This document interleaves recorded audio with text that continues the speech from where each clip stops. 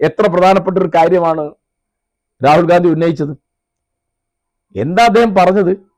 ബീഹാറിൽ, മഹാരാഷ്ട്രയിൽ, കർണാടകത്തിൽ, ഹരിയാനയിൽ ഒക്കെ അവിടുത്തെ വോട്ടേഴ്സ് ലിസ്റ്റിൽ കപടം കാണിച്ചു എന്നാ. ഇല്ലാത്ത വോട്ടുകൾ ഉണ്ടാക്കി മരിച്ചുപോയി എന്ന് പറഞ്ഞ് ഉള്ള ആളിനെ തള്ളിക്കളഞ്ഞു. അങ്ങനെ അത് 1ഉം 2ഉം 10ഉം അല്ല, 10,000 ലക്ഷമൊക്കെ അദ്ദേഹം പറയുന്ന കണക്ക്. അപ്പൊ അത് കേരളത്തിലെ ഇടതുപക്ഷം അത് ശ്രദ്ധിച്ചിട്ടേ ഇല്ല. മനസ്സിലായോ? അപ്പൊ എന്തുകൊണ്ടാണ് അത്? ബി ജെ പിക്ക് അസൗകര്യമാണ്. ബി ജെ പിക്ക് കേൾക്കാൻ അസുഖമില്ല. ഇപ്പൊ ഇലക്ഷൻ കമ്മീഷൻ മിണ്ടുന്നില്ലല്ലോ. ഇപ്പൊ രാഹുൽ ഗാന്ധി പറഞ്ഞത് ശരിയാണെന്ന് ഞാൻ വിചാരിക്കുന്നത് എന്തുകൊണ്ടാണെന്നറിയാം. അതിന് എനിക്ക് തെളിവ് വേറെ ഉണ്ടായിട്ടല്ല. ഇലക്ഷൻ കമ്മീഷൻ മറുപടിക്ക് മറുപടി പറയുന്നില്ല. ഇലക്ഷൻ കമ്മീഷൻ പറഞ്ഞത് എന്താ? ഞങ്ങൾക്ക് രേഖാമൂലം പരാതി ഒന്നില്ല. ഇന്ത്യയുടെ ലോക്സഭയുടെ പ്രതിപക്ഷ നേതാവ് ചെറിയ ആളല്ല. അതായത് ലോക്സഭയിൽ എഴുന്നേറ്റ് നിൽക്കുമ്പോൾ പ്രധാനമന്ത്രി കഴിഞ്ഞാൽ പിന്നെ അടുത്ത ആള് പ്രതിപക്ഷ നേതാവാണ്.